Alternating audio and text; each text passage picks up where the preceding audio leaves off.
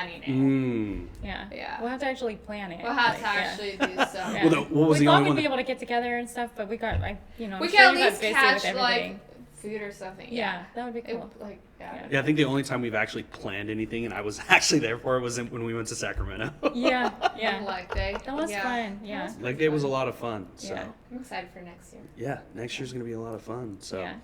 Anyway, I'm going to interrupt real quick and say, Okay, hey, this is let's go. episode number 8. So we're going to get that little bit in there because Okay. it's a lot to talk about. So anyway, my name is AJ Vasquez. I'm with the YPN. This is Patty Vazquez with YPN, and today we have... Hi, neighbors. I'm Marisa Lewis.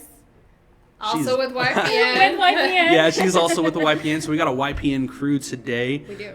We were just talking about Sacramento and how much fun that was. So, It was a good time. It was pretty fun. Yeah, it was a lot of fun. There's a lot of learning.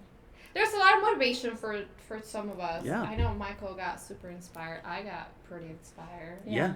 It was good. For me, it was like, it was kind of nostalgic. I had actually worked at the Sheraton Grand downtown Sacramento when I was in college. And so going back there, like 15 years later, like looking at things is, Because you are from Sac, right? I'm from Fairfield originally. Okay. Grew up there and then went to Sac State for college. I've moved around quite a bit, about 17 times. Oh, wow. Whoa. Yeah, from infancy and on. So we went to Sac State, and then during my undergrad, I moved to Houston, Texas to help pay for school and everything because I didn't want to take out any loans. That was important to me. I didn't want debt. So in order to pay for school, I was working like 3 jobs, and I moved to Houston for a bit, and that's when I got into property management. Oh, okay. First introduced into like real estate. I came back to pay for school to finish up, and a travel bug hit me being in Houston. So I thought, I love like being with other people, and I ended up applying for something that was for my major in English and teaching English to speakers of other languages. So I applied for a position to teach English in Thailand. Oh, wow. And I lived there for a year. Oh, wow. That's cool. Yeah, it was pretty fascinating. It was like a communications department thing that had an ongoing program that they were doing with the King of Thailand. So I ended up getting accepted for the program. Wow. There's a lot of applicants. I didn't think that How I do you was get going to there? get. Yeah, how did all that... And Yeah. it's like, originally, okay, so my major was, I wanted to be a teacher. And I was doing liberal studies for a bit, and then I decided, after volunteering and being in the classroom a bit, that I would prefer to teach English instead of liberal studies where I'm doing K through 8. I wanted to have some flexibility. I thought maybe if I wanted to teach middle through high school or eventually college level one day, that I would, open myself up to that. And then I had an awesome professor that had done TESOL, which is teaching English to speakers of other languages, and it fascinated me because I like different cultures and traveling, and I thought I want to do that. So I was entered into that program, and after moving to Texas and thinking, oh, I want to travel more, I thought I'll study abroad. I'll study abroad before I graduate, and then I'll get that experience, and maybe I'll be able to put that on my resume. And then I went and I looked into how much studying abroad cost. And mind you, I was paying out of pocket, so I thought, I'm not going to be able to do this. Where am I going to get this kind of money to be able to, study abroad and be able to do that within that amount of time? I'm trying to graduate soon. And I was walking through the English department, and there was a flyer on the wall that had an opportunity to teach abroad. And they were accepting 5 people. And I thought, there's like over, cool. at that time, like 30,000 students at Sac State. I'm like, yeah, okay. But, I thought, why not? Why not? Let me try.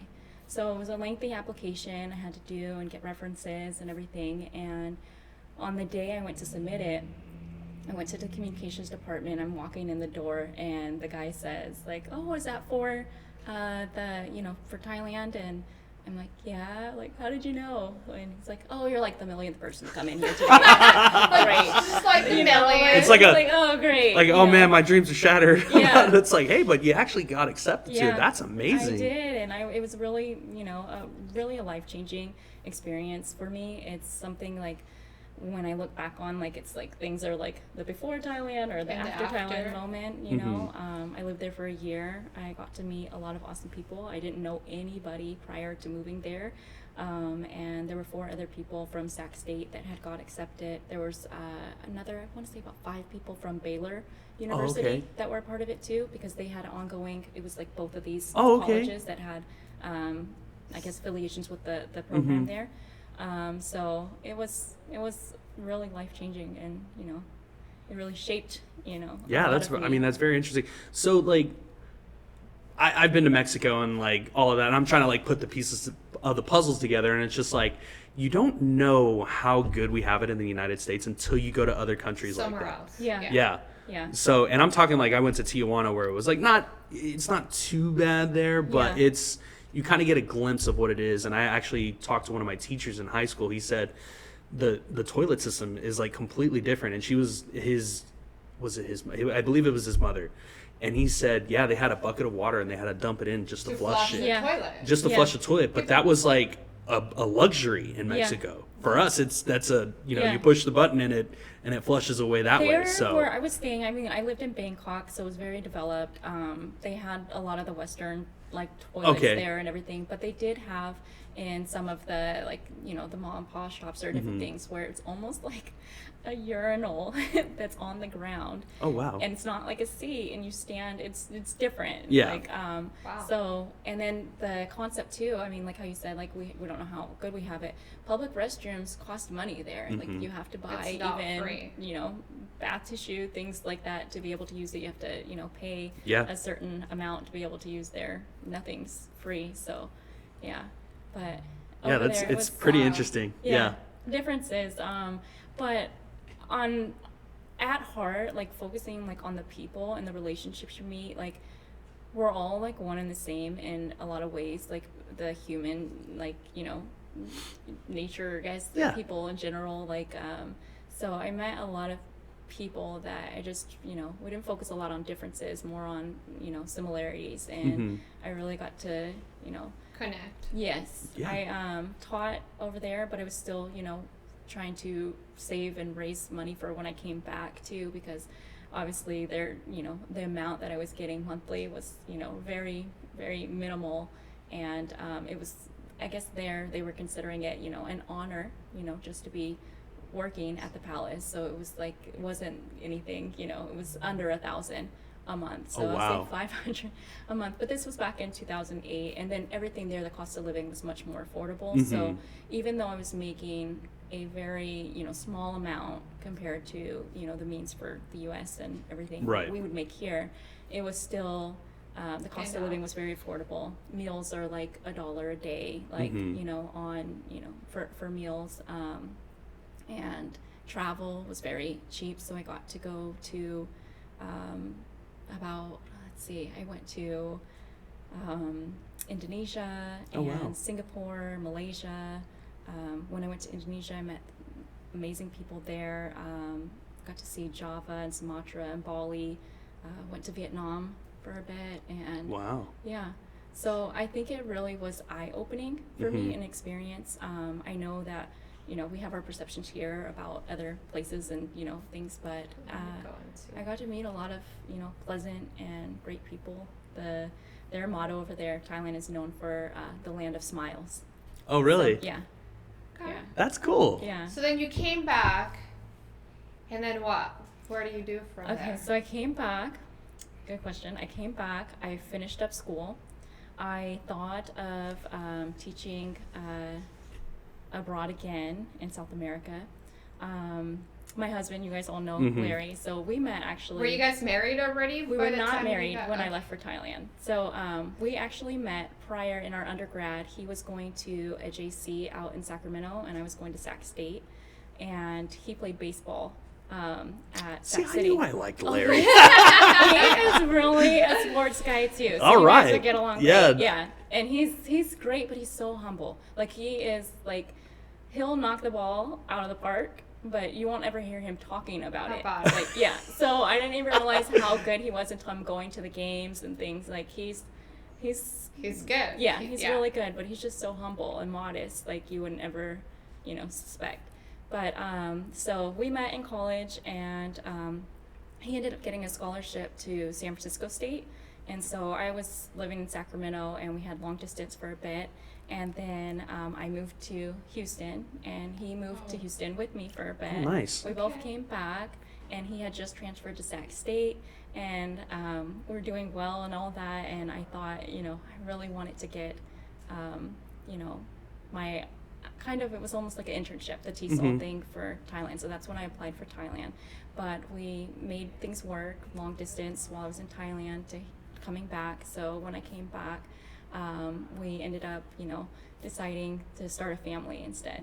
So, yeah, so then we moved back to our hometown in Fairfield, California, lived out there for a bit. He was working in Sacramento, and he ended up getting his real estate license around that time, and we just, I was working at a learning center because I was still doing the teaching thing, and I wanted to be with my daughter wherever she was. So I did that for a few years until I had my second daughter, and decided I really wanted to be at home with them. So I was doing that, and I had a family reach out to me and asked could I watch her family, the children. I don't know, Karen, if you're watching this, I love your babies. And so I had them in my care for a few years until the youngest went to kindergarten, and then we moved back to Sacramento, and ended up, my daughter at that time, she was starting kindergarten, and I decided I wanted to homeschool. So we were homeschooling, and have been doing so ever since.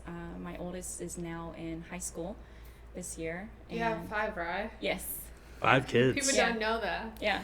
Some So people don't. How many boys? How many girls? one boy right in the middle. Oh. So I have 2 girls, well, 2 older girls, then my son, and then 2 more girls. Okay. Yeah.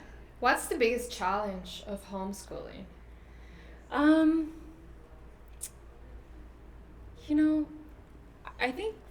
I don't know if it's because I have like a background in teaching that I don't find it Challenging. difficult to create. But I think in all, not just homeschooling alone, but I think it's, comparison. If you compare yourself to others and what other people are doing, then it's easy to feel inadequate. If you're looking on Pinterest and YouTube and you're seeing these amazing things and you see posts and people have these, amazing home classrooms, or they're out doing this, you can start to feel like maybe I'm not doing enough, or, it's like the questioning. And I think in my early years, I struggled with that a bit. I struggled with, am I making the right decision? Am I, how is my daughter doing compared to public school children right now? Is she getting everything that they're doing? So I think it was kind of the second guessing that was going on in the beginning, and the comparison. And I think comparison is just like the thief of joy. And I think that can happen in real estate too. I think if you start looking at other people's posts or other things, and thinking that like, oh, they're doing this, or I'm not doing enough, or maybe that style is better. It's like, once you start to really feel comfortable with your own choices, I think that was 2. The other thing was, prior to COVID, homeschooling wasn't as common, I guess. It started to pick up a bit, but it was still like a very weird Yeah, thing. We talked about it Yeah, 2019 it was like, about homeschooling. yeah, my daughter. and there wasn't very much support there. And it was that, like, why will you guys do that? Why do you want to pull her out? And then Yeah. COVID happened, so then they were at home basically. Yeah, and then now it's more. Yeah, it's more prevalent now. And I Yeah. think a lot of the outside world is like starting to like seep into the classroom, and it's Yeah. like, do I want my children to learn things that I don't want them to know about? And I'm not trying to get into like Right. the politics side of it, but I Yeah. kind of understand, like,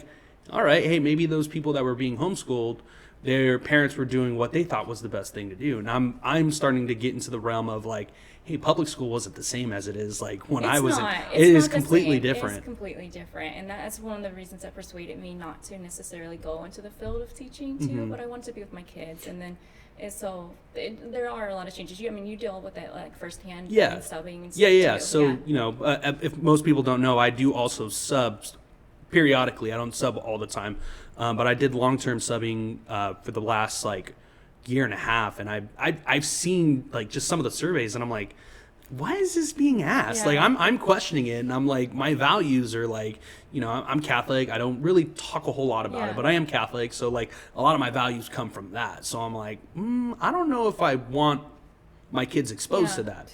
And I'm not dogging the schooling system or anything like that. It's just like, what do I think is right for my kids? And I think that's what, I heard about you doing homeschool, so I was really excited to do this podcast because I knew we were going to go into that. And then I know my cousin, she actually just left California. She went to Texas, and she's been homeschooling. So I've been seeing a lot from her. Yeah. I've heard about you talk about it a little bit. So it was like really intriguing for me to see, hey, what is, what all is it about? Like, and the thing is, like, people homeschool for various reasons. Yeah. There's multiple different reasons why people choose to homeschool. There's so many different styles and curriculum and learning and beliefs and whatever it is that people choose. Like, not every homeschooler is like in a box. And the same, like, just like think of the amount of different personalities you have in public school. People choose public school for various reasons, maybe because they work or other, whatever it is. Like, there's not necessarily one size fits all for any homeschooler, or not that you would think that or anything, but I guess there was like a stigma like that came with homeschooling in the beginning, but after COVID, I feel like people, it started to become the norm. And it's funny because I watched as many people started to be like, oh my goodness, and had a new appreciation for teachers and all that they do and everything. Absolutely. And how difficult it is, because initially when I was homeschooling, and some people were thinking like, what do you do all day? Like, you're not doing anything. I'm like, oh my gosh, you have no idea. So I can only imagine. But I think as all things, the more you do it, putting one foot in front of the other, the easier it becomes. My children, who have been doing it for all this time, are, very much independent now in how they learn. I'm still hands-on with, the younger ones, and I'm there as a support for my teenager, but they're very much capable of picking up a book, reading it for themselves, following instructions, seeking out information, looking to, do research or explore their interest in what it is that they want to learn. So they've been able to take like an independent approach to, what it is they want to learn about. And my goal was that, to instill a love of learning for them. So whatever it is that they, show interest in, that we can, develop and foster that for them. So, yeah. It's pretty good. How do you balance?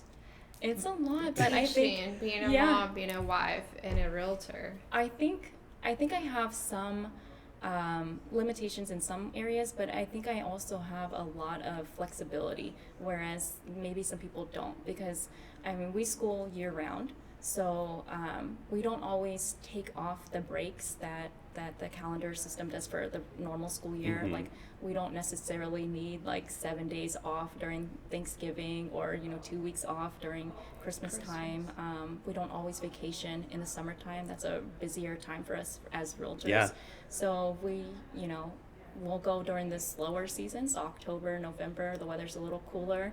There's less crowded. We get better deals on airfare and things. So we have a lot of flexibility in that way. My children, if I don't, I don't have to go pick them up from school necessarily. I don't have to drop them off at a certain time. They do participate in other activities. They have like debate, and they do piano, and they have they have other activities. They have a lot of things that do keep them busy, but I am able to rearrange at times and have that flexibility to help and be there for my clients when need be. Right, and I think that was like my biggest thing about like homeschooling. Yeah. Was like, man, like, because when I was growing up, and I have a friend that was homeschooled, and I'm like, man, that's different. Why isn't he coming to, like, I was just like, oh, that's different. I didn't think it was like weird or anything like that, but it's like, but he also played baseball. He played all these other sports, so it's like, that aspect is up to the parents to make Yes. sure that they're involved, so that way they For don't sure. have the social like weird Yes, like the social right. weirdness. I'm Yeah. not saying No, it no, no, yeah, in for a negative sure. way, because there are those homeschool students that are just kept in a box, and that's Yes. all they know is that. And that's where they're going to have the disadvantage of like the social skills. social So that's skills. that was always my number Yeah. one, like, oh man, what about the social skills aspect of Yeah. it? So And I'm very social, and Right. I'm very active in the community and everything. And my kids, they're similar. I mean, with getting involved with everything. And I try to be very intentional on making sure that they have activities to do and things. So like my teenager, like I mentioned, she's doing speech and debate, and there's other children there that are her age, and they did dance last year. oh, that's cool. That they got together, and it's people too that are, we have a pretty large homeschooling community, Mhm. so it helps them to have acceptance and belonging and all of that there too, so they're not like, I'm the weirdo, I'm not normal, No. and I don't feel like that comes across too much anymore with homeschoolers. I feel like it is becoming a new norm Yes. for a lot of families. And so we're blessed to be able to meet so many that are Mhm. like-minded, but we're not looking at those that choose public school any other way. My children are like, are you public school or homeschool? Like, you know what I mean? Like, No, we still, I know.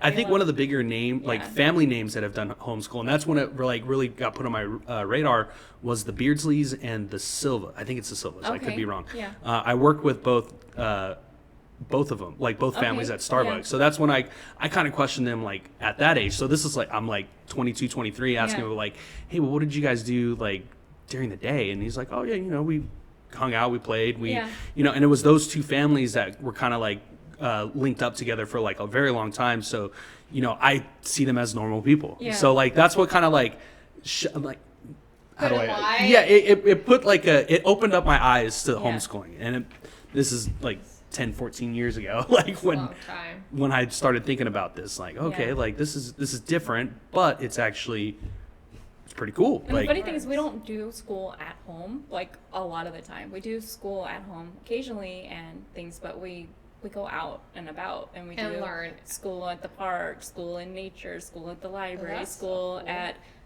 grandpa and grandma, school in Tahoe, school at the beach, or school wherever it is. I Whatever feel you like are. like learning is more about like a way of life. Yeah. So it's not like necessarily we have to always be, textbook, reading, doing busy work, and Mhm. worksheets and all that. We're just like living and learning yeah, a lot of the time. It takes a lot of time and patience. because Yeah. I think I learned a lot more outside of school. Like you learn, Yeah. I think you learn a lot more outside of school. There's a lot of things school doesn't teach you. It doesn't teach you how to open a bank account.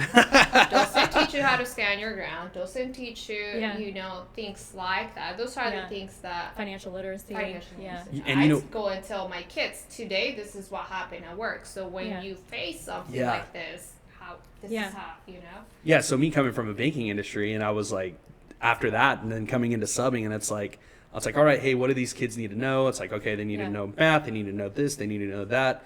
And then I saw a financial mathematics class. I'm like, every single one of my students is getting this Should- class because yeah. they need to know what it's like to open up a bank account, know what a credit is. Like, you need to be well educated on this Yeah. stuff. Because I remember, I don't remember her name, but she had said, you are nothing without a credit score. Okay. I was like, oh, that's kind of drastic. I thought that was kind of drastic, and I was in the banking industry, and then it's like, Yeah. once I started like doing applications, It's it's a like, and then they're number. getting denied because of their credit score. Yeah. Their debt to income is too high. So like, Yeah. I'm like, man, that's Protect your credit. Yeah. Protect your credit out there, people. yeah. So Yeah. when I Make heard good choices. when I heard that says you're nothing without a credit score, I'm like, that's kind of true. Unless you're Yeah. making buku money and you don't need credit, you need credit. Yeah. But It's you kind need of crazy. school and knowledge to be Yeah. making that kind of money, right? And Yeah, sometimes yeah. that knowledge is not just the textbooks, but life experience. How do you treat people? Yeah. How do you handle people? Right. How do you coach and train others? Hmm. That comes with experience, not with Yeah. books. Yeah. You can't learn respect in a textbook. Absolutely not. Yeah, and I think, school has its place. Part of the reason why I wanted to teach was because, I did have awesome teachers. I Mhm. did have an amazing experience. I did like being around people and, going to school. I looked forward to it. So I think, there's a balance, There's a right? balance. Yeah, see, I didn't look It's forward to not going to always school. for everyone. I didn't look loved forward to it. Yeah. See, I was in the mindset. I was like, oh, I just want to play sports. I was like, thinking I was going to go pro. I didn't have any backup. My backup plan, my dad's like, you need a backup plan. You need a backup. You always need a backup plan. Yeah, you always need a backup plan. So it's like my backup plan was teaching as well. So like I wanted to do math. I wanted to teach math, but then I got to, I think it was calculus 2, and I'm like, all right, this isn't working out. I need to change my subject. So I went to communications, got that, and I'm like, all right, now what do I do? I was like, I really don't want to teach right now, but it's always been my backup plan. Is like I can go in because you're really good at talking with people. Yeah. With the the podcast. You had mentioned that you had did Stanislaus Radio too. I forget about it, but I know about it, and it's like, it was one of my favorite subjects that I did. It was like a 1 to 2 hour radio session. I think it was on like a Friday or Saturday. It depends. I think one year it was on a Saturday and one year it was on Friday. So it was really cool. I got in there. I got to talk about sports, and I was like, hey, update on the sports scores, and this is who I think is going to win the fights this weekend. So that was pretty cool. So I thought it was really cool to be behind a radio, and I was going through my old Instagram. I was like, oh man, I forgot that. Like I did this and did that, and I had one of my buddies, Josh Gregory. He would always call in. He's like, hey dude, you got to play this song for me. I'm like, all right, I got you. That's and like cool. the next 10 minutes, so so it was pretty cool. So just to be on that. Years I later, think it's like, oh, go ahead. No.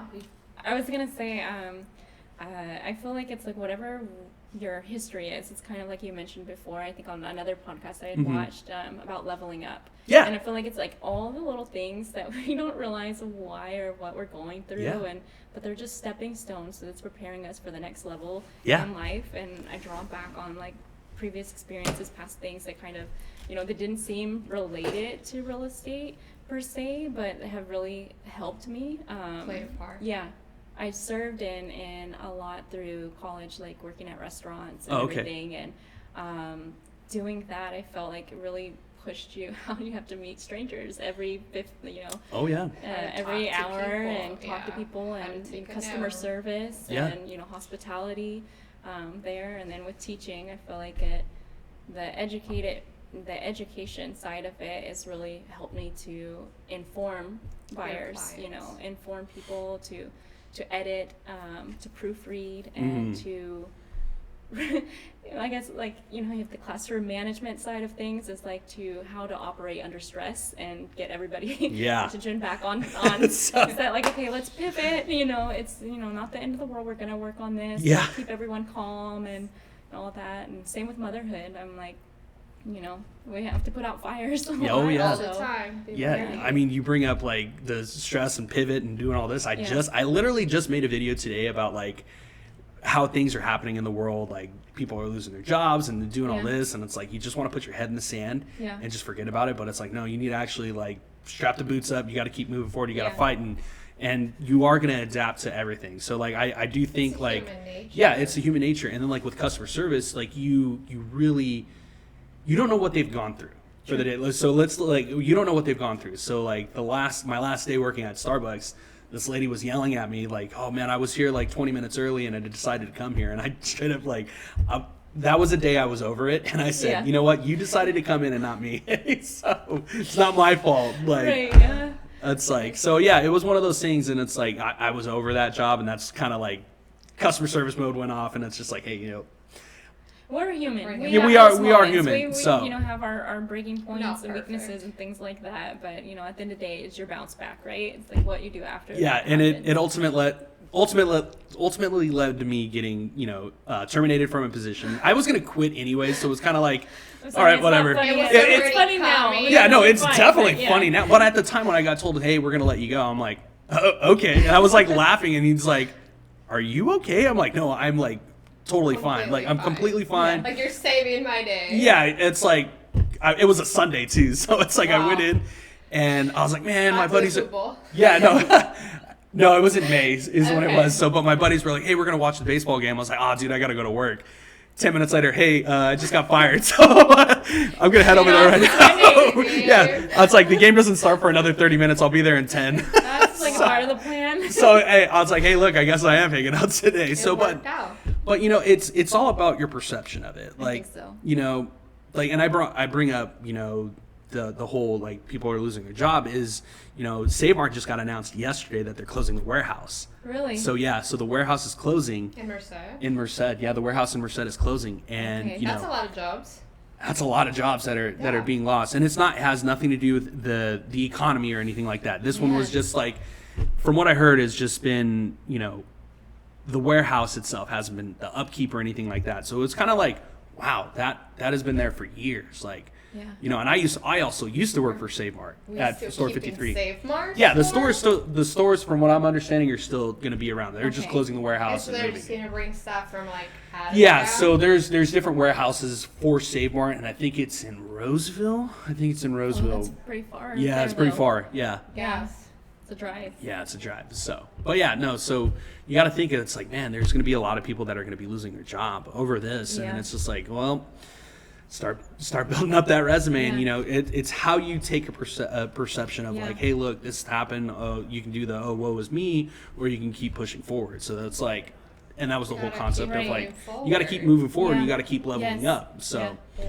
I think that's kind of where we got into real estate too. I had did it in the past, but I mean, I was at home wanting to do the homeschooling and everything, and then during COVID, my husband actually had been on a job for about 15 years and had lost that.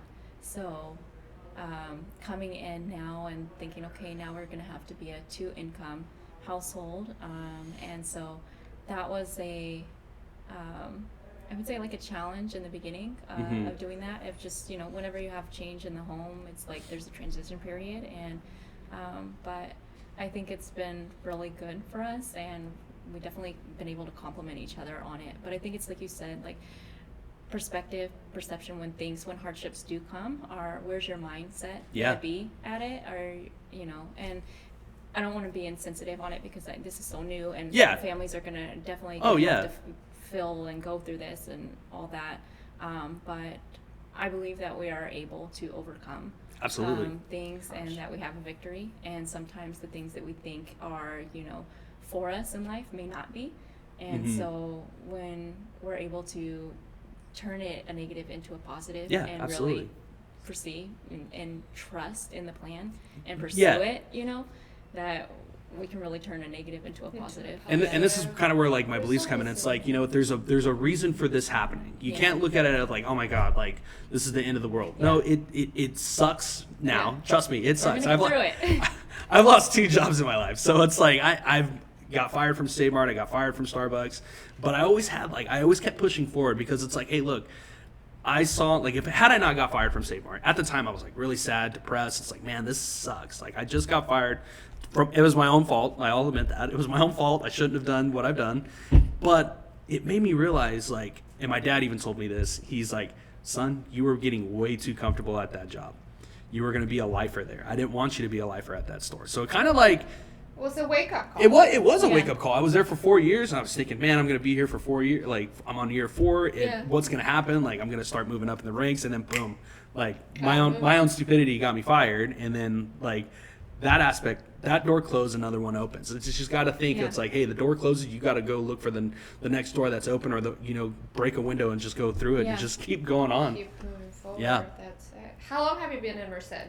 We moved in 2020, so almost about a little over 4 years. 4 years. Yeah. Sweet. That's when you got your license. I got licensed. I was working on it in around 2020, but I got licensed last year. 20. Yeah. Oh, okay. Yeah. 23? Yeah. I was going to say 22. Yeah, no. Sorry. Yeah, we're in I didn't 2024 now. work I did the property management in the past, and kind of got to see some insight there with real estate. And then my husband, he got his in 2008, you said? I think it was somewhere around there. We were living in Fairfield at the time. So I got to see a little bit on the background with him, and then we did move quite a bit. So transactions, we sold 3 different homes, and we lived in a comfortable means and then below our means in order to be able to afford one that would fit our family and everything.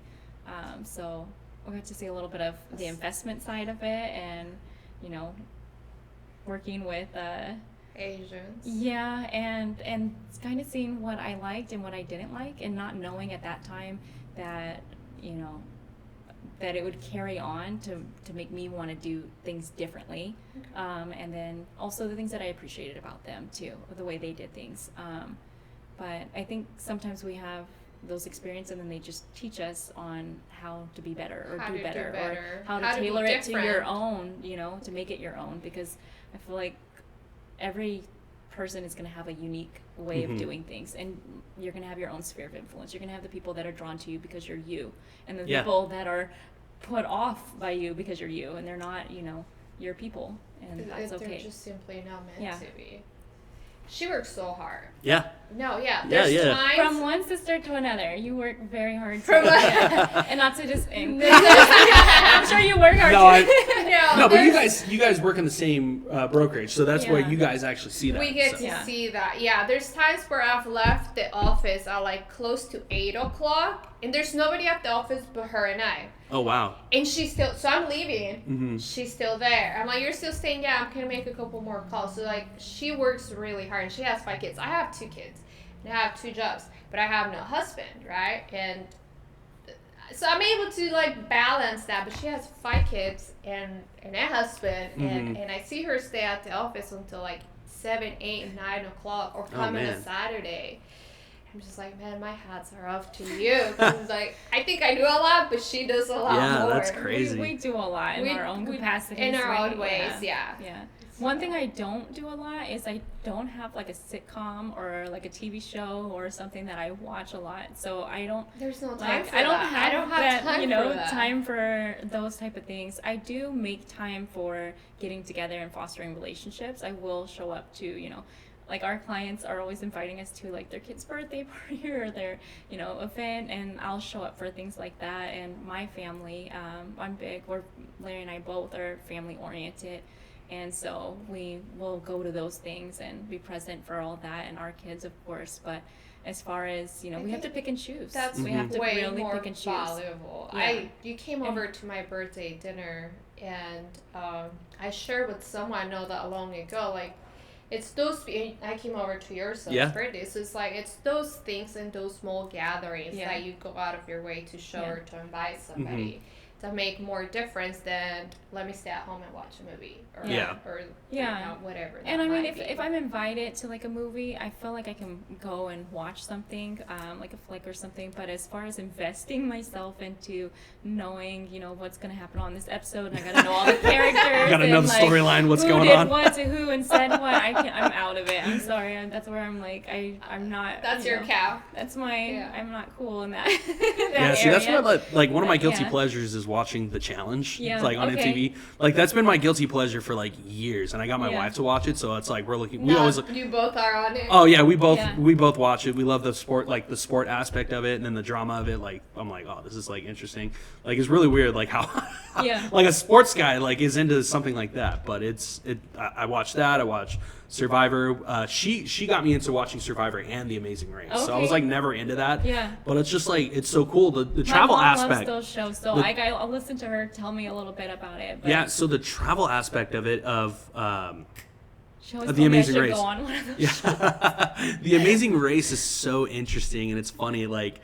So it's like they're reading maps, like they're stripped of every cell phone. So it's just like you're reading a map, and I'm like, and I always think it's like, I'm already lost. So I'm getting to that point. So I'm like, man, who can really benefit, like, for me? And it's my mother. She knows how to read a map like no business. So like, way before the days of like GPS and stuff, like my dad's like, he's driving like whatever. And they had this map. Yeah, they got map. We went to AAA to go get the maps. Yeah.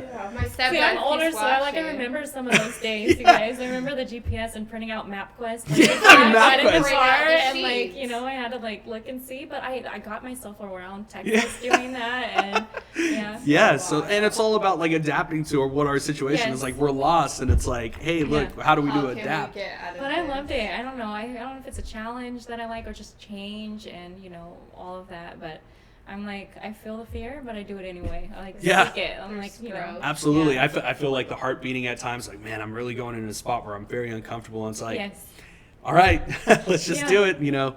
Big guys upstairs gonna take care of me. I always firmly believe that. Though. He always does. How do you feel about the new changes?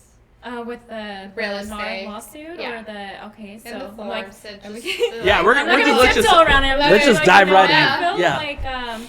I feel like it's a good thing. I know a lot of people were kind of concerned about it, but I feel like one is transparent. It's law, so everybody, everybody has to do it. It's not like you're, oh, I'm gonna have to do this paperwork with you or have to sign in. Mm-hmm. It's like it's the norm. It's what it is. And so when buyers come, and then you get to kind of feel if you're going to be a good match from the beginning with mm-hmm. people, and then that way you're not wasting their time. They're not wasting right. yours and everything. You don't get some investor that's coming from the Bay that has a realtor of their own that is going to be having you show 10 houses and to them, go back to the agent and put an offer you with don't the have other that. agent. And I'm glad I'd never had to experience something like that, but I've heard a lot of people that have had a lot of time wasters. So I think that's good. I think it was mentioned before, I think it will weed out some people that are not, resilient in change, that are kind of stuck in a certain way. I think that it will really just help both buyer and seller in knowing what to expect mm-hmm. prior to mm-hmm. things too. But it's still, there's the change there, but it's still, I feel like business can still be done the mm-hmm. same way. You can mm-hmm. still negotiate. Everything is still negotiable. It Correct. has always been negotiable, mm-hmm. but it's just now it's more transparent. Correct. On, who's doing what, and it's all laid out. Yeah, and I think for like buyer's agent, I think it's actually going to be good. Like you sign these agreements like, hey, look, you're locked with me for the next 90 days. So, and then obviously you guys will renegotiate if it does surpass that 90 days. So I think in that aspect, it's going to be good. Like for buyer's agents, I think it's going to be good. Like you said, everything is always negotiable. So, and it always has been and always will be negotiable. From a lending aspect of it, because I'm more on the lending side of things. I think it opens the door of like, hey, we need you to get pre-approved before we even look at it. You get pre-approved, then we can sign a buyer's agent contract. So for me, I'm excited because I feel like, you build these relationships with these agents and say, hey, look, how fast can you get a pre-approval for me? All right, cool. Here's the pre-approval letter. Boom, let's sign the contract saying, hey, you're with me for the next 90 days, and we'll move forward with that. We get the deal. Cool. Let's close. I think that aspect of it is going to be good. Yeah. It's going to be good. So, I think you'll find out who is serious about buying at correct. that time too, because I know a lot of people don't realize about like you don't get paid for a lot of the work you do until the closing of it, but also that the pre-approval, the process is going to be smoother because then you know the steps that they have to go. You start with the pre-approval so that way you know how much you can afford. Mm-hmm. You work with a buyer, agent, and you agree upon terms, and you work with someone that is going to fight for you, mm-hmm. so that way you don't necessarily have to be committed to paying the amount that of the compensation on that. People understand the value that the seller has in offering up that buyer's agent commission or compensation. I don't think we use that word anymore, but that compensation for them, so that way they know that that it's going to expose their home to more people, and mm-hmm. Why would you want your home to sit on the market and not offer any sort of incentive for people to choose your home? Mm-hmm. Okay, change and adapt. Yeah, it's all about changing and adapting. And I know, the lender world went through all of that type of stuff in 2008? 2008, 2009, they went through all of that, Yeah, so I think it's, it's just a new way of conducting business, adapt, change, and if you don't... What do you think of YPM? I love it. Yeah. I love it. Like, I love it. Like, it's funny because I didn't know what to expect coming in when I applied to, and I had went to a lunch and learn. And I'm trying to remember if it was an appraisal or something. Oh yeah, I was at that one. Yeah, it was an appraisal. Yeah, and there was a good turnout and everything. And I thought, what is this? Like, I want to know more about it. And so I didn't have anyone like necessarily telling me you should join or anything. Yeah. I just was curious on what it was, and so I reached out to I think Hector was in charge of recruiting or something last year. So I was asking him, like, how do I get involved? What do I do? What is this? And filling out the application. And I thought at the time, I'm like, I don't know. I don't know how much I can do or what the role I'll be able to do and everything. And then I had considered social media, and I thought I want to do community events or something that's involved with people. And so he said, okay, can you do lunch and learn? I thought, okay, sure.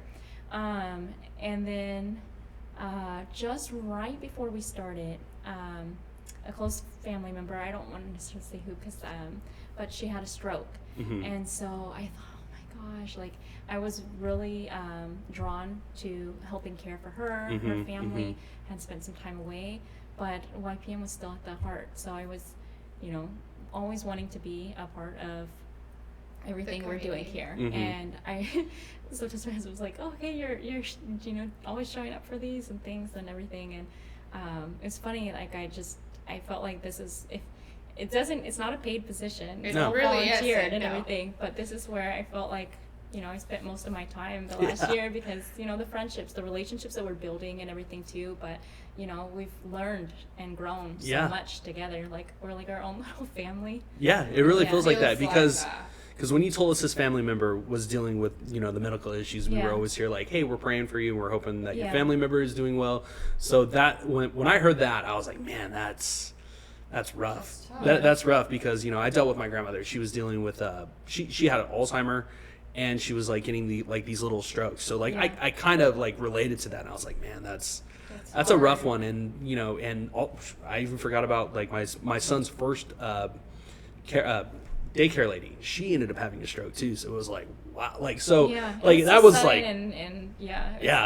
it took us all aback. And but our family, like I said, we're all family oriented, so we've had the support. I have 2 brothers, 2 sisters, and my mom has over 20 grandchildren now. Wow. And some of them are in college, adults and everything, so we really kind of collectively came up together to really be that support. And what would you say to somebody that wants to join YPN? Why YPN? I feel like YPN, it's like almost like why not YPN, right? Yeah, why not YPN? If you're getting started, especially in the business, or if you feel like your business has gone stale for whatever reason, I think it's helpful in that regard, to network, to be with people, and to really get involved in the community. I know I've heard the saying, and since moving to town, Merced is dead and all these things. Dead. I think Dead, yeah. I've heard it all. Advocate on be the change you want to see in the community. Be a part of something bigger than yourself. So I think that YPN is a great way of being able to do that. I think us collectively coming together with ideas. We had a great leadership this year with Hector being very welcoming to any of the ideas that we came and said in his famous line. I don't know, you guys probably say it before me, but about spearheading. Oh yeah, spearheading. You got an idea and go ahead and spearhead that. Yeah. So he was very supportive of everyone, and I think that was a really good leadership quality that he had. But I think just overall, it's a good opportunity for you to meet other people that are in your field, to meet the affiliates, meet other realtors. Partnership is big. Growing a team, being able to be recognized in the community too that you live in, and being able to be a part of it, to serve. To serve we is did, very important. because again, this is a volunteer position, you guys. So it will take up, or it could take up a lot of your time. I mean, really, there is flexibility in being involved in however much you want to be involved in and what you're passionate about. But it's not a paid gig, so I think to keep that in mind. There's no money paid, but I think we take home like love, support, absolutely idea. I've gone home with new ideas multiple times. I think it's one of the positions. The pay is in a like different, teaching. currency. Yes, it makes you grow. It's rewarding, just like it is teaching rewarding. in a Very different rewarding. way. You're not in it for the money, you're in it for the reward that you get when you are helping other people, when you're working alongside like-minded people that are in the profession, that can relate to it, that can help you, that can understand some things that you may not. We all have different strengths that we bring to the table, and I feel like it's been such a good thing. Like Yeah, absolutely. I'm like, we could So- just do this for a living. So you bring up spearheading something. Let's talk about something that you spearheaded early in the year. Okay. So let's talk about that.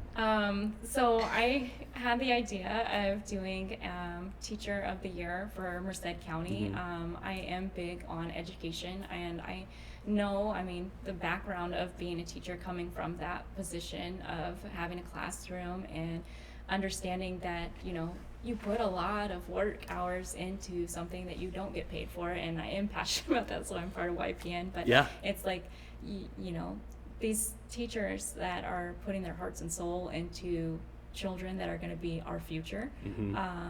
I don't know, I wanted to recognize them. I wanted, you know, them to, you know, feel that support that from the community. And so we decided to, you know, reward them and do a little contest, and where we had children nominate their teachers, and we got a pretty good overwhelming response on that. Yeah, there was a lot of responses on that. Yeah, it was good. Patty helped with that too, helping to you know, get the word out there, spreading it to schools, and we ended up choosing a very Well deserved. Yes, we got a lot of submissions, and there were so many, I mean, heartfelt submissions from the teachers, and there are so many that are, you know, deserving of that, you know, recognition. But I wanted to, mainly too, was just to bring awareness for parents and students, just to have that sort of recognition for teachers and what they do. Yeah, and even though not all of them were going to get something monetarily, I wanted them to feel the support from the parents, because I know working with the students, sometimes the relationship you have with the parents, they don't always know what it is you're doing. We don't know what we don't know with industries, fields we're not in.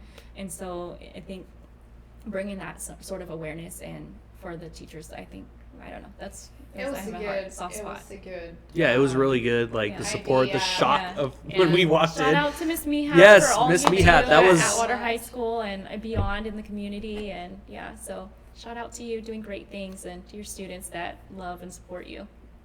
We're working on Wake Up YPN. Yeah. Yeah, so that'll be the last week of September.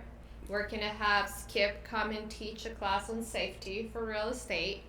She got Scott Oliver to sponsor breakfast. Shout out to Skip and Scott. Yeah. And then we're actually gonna have Scott here next. Yeah, he's going to be on the podcast next week. I'm looking forward to that. Scott's a really nice guy. I really enjoy Scott because I met him when I was, well, actually, I've known his daughter since like we were in high school, and then I met him like when I started working at a bank, and you know, we kind of had that relationship, and I've always had that great relationship with Scott he's a great and his guy. wife Kathy. Yeah. And then his daughter Michelle. Shout out to all three of you guys. You know, you guys are lovely people. I love working with you guys. So.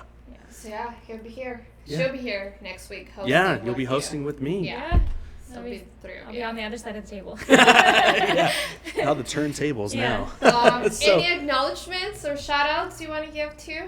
I would like to, obviously, you know, shout out to my mom. Well, we like to. Right on. And, you know, for all that she did for us growing up, and this, you know, showing me how to overcome hardships, and being resilient. Her birthday just passed on September 2nd, so happy belated birthday. Happy belated to you birthday. again.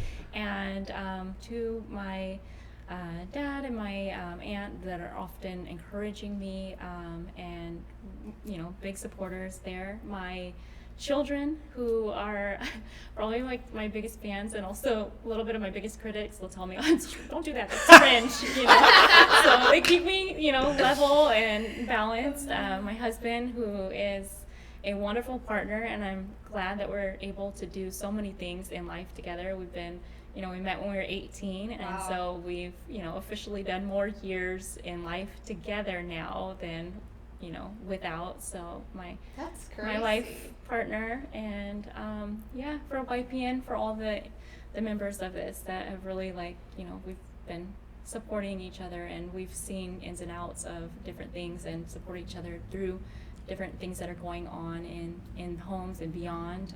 So yeah, shout out to Merced. Yeah, so with that, I'm going to say one more thing about events that we got coming up. Okay. So next Saturday we have Raising Hell. That's going to be amazing. I'm looking forward to that. Not looking forward to getting up that early, but like I'm looking forward to it. Yeah, we got to be there at what, 6 a.m. 6:30, 6 a.m. Yes. Yeah. Starts at 7:30. Okay, yeah, it starts at 7:30 7:30. at the tarmac, but we'll be there at 6 to set up help. Ends around 10. Yeah, that's what I'm hearing. It ends around 10. They're going to have a 5K. They're going to have the CrossFit, Mid-State CrossFit. We met with them yesterday. Brian and Gabby, shout out to them. They're pretty awesome people. So, yeah, I'm really looking forward to that because I actually went to that gym. I worked out with them a couple times when I was at Mid-State, but it was different owners. So when they bought, it was in They bring the energy. Yeah, they do bring the energy. Yeah. And what I want to say is they are all about like bringing the community together. Yes. This is what's cool. They're going to be running through the plains.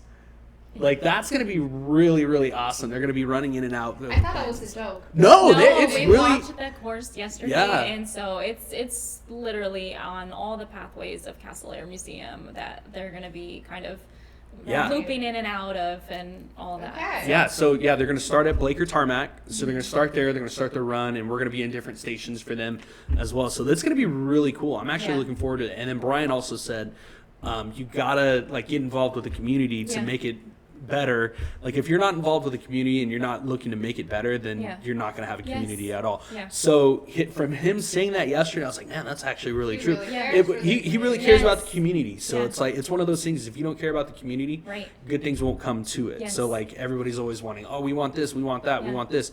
Well, go to these other events to Give back, give back to and the Exactly. the Lord will provide. exactly. So like and don't expect anything in return, but do Exactly. do the good things, not expecting anything in return, because good eventually things it will will. Yeah, eventually good things will come back to you. So. Yeah. I think it's just focusing on the relationships and building those throughout the community and everything. And I think that's one thing that's really cool about YPN is that we do get in touch with local vendors, small businesses, people that are, that have been here for years, the Yeah. people that are just starting here and everything. And I think we really have the opportunity to meet and work on, a foreseeable future for Yeah. Merced, the growth of it and Absolutely. everything. Yeah. You do all these good things, more things will come, and everything. Then we'll start getting like those bigger cities that have all these events and stuff like Yeah. that. So, So if you build it, they will come. yeah, I said that yesterday. If you build it, they will come. I said that We're so yesterday. thinking it, yeah. So I was like, if you build it, they will come. Yeah. So Yeah. I always think that, and it is true. So if you build a great community, good things will come to it. So. Yeah. Village. All right, so we have Race and Hell next week. Yep, Then that's we next Saturday, have September Wake Up. 14th. Lunch and Learned on the 18th. 18th, with the Lunch and Learn. Esmeralda Astoria here. That'll be about insurance. About insurance and the changes in the state. Lunch provided by Robert Delina. Then we have the Great Gatsby Gala. That's gonna be a Coming lot up of on fun. 20th September is going to be one to Yeah, remember. September. Yeah, So- September to remember. Yeah. I like that. And then Wake Up YPN at the end on the 26th, Yeah, so 27th. what's awesome about the gala is Sheriff Vern Warnke is cooking. So he's going to be Again, cooking. so Yeah, we've he's going to been be blessed cooking. twice by his cooking this year. Yeah, so he's going to be cooking, and Leader One's doing the bartending. So You are bartending. yeah, I'm bartending. I still got to come up with a drink menu. I'm still like looking at that. I already got my fit though, like so I Should already we get, know like, what I'm. 1920s theme or Yes, something? yes, it is. So I got my like dress up and all that. I just need to get. I just need to That's get the where I'm hat. falling short. I'm like, thank goodness for Amazon Prime. Yeah. Good thing for I'll Amazon be Prime. here That's next right. day, right? Yeah. No, I got my dress too. Yeah, and I mean, I've had this suit. I was kind of like looking up, like, what did men wear back then? It's like, Like the zoot suits, right? The chains or the yeah, they the have. I'm not stripes? gonna wear the chains and stuff. Like, I'm just gonna have like a vest. I'm gonna have a white Okay. button-up shirt, and I'm also gonna wear. Do you have a hat? Yeah, I'm gonna get a hat Oh, for that's it. dope. My wife's like, "Oh my god, you and your hats!" I have like 50 hats and only wear like 3 of them, like every day. So So, yeah, but I mean, hey, when you get a good hat, you kind of like wear it out, and then you go back to your old hats and find those. Yeah. But yeah, so that's what we got. Hey, we got anything else coming I up? think that's enough. That's one event every week for the Yeah. whole month, 1 or 2. Yeah, we got 2 in 1 week. Is the lunch and learn, and then And we then have the the gala Great that Gatsby. Friday. Later in the year, we have some more things coming. But we Yeah. can maybe make announcements Yeah, too. On Tahoe. Yeah, that. absolutely. Yeah, We'll have more. Tahoe's coming up. We want to say we settled on November 16th. That is going to be a fun trip. We have the fundraiser that we're doing for Smooth also. Yeah. I don't know what the date is on that, but that's coming up. I think it's tentative right now. We haven't yeah. set it Date. in stone yet. Right. Yeah, So, we're Right, Yeah, we're bunch talking of about events. doing a toy drive. We Yeah, haven't in came up with a date on December. that. Yeah. Yeah. The first Costa. weekend of December. First, yeah, I think it's Sunday, December 1st is when we're going to do that. Yeah. Not entirely sure what the details are on that yet. Stay tuned for that. we will have more announcements for that. I'm looking forward to doing that. And lots of exciting things going on. You guys behind the scenes and through the community. So stay tuned. Follow. Watch this episode. Watch next episode. Yes. With that, episode 8 has been completed. Episode 9, we're going to have Scott Oliver. Oh, yeah, it's a pleasure. I was really looking forward to this one. So we're going to have Scott Oliver next week. And then if you'd like to be on the podcast, you can hit up anybody from the YPN. So that way we can get you scheduled. And we would love to talk to you. So with that, enjoy the rest of your guys' day. Bye, neighbors.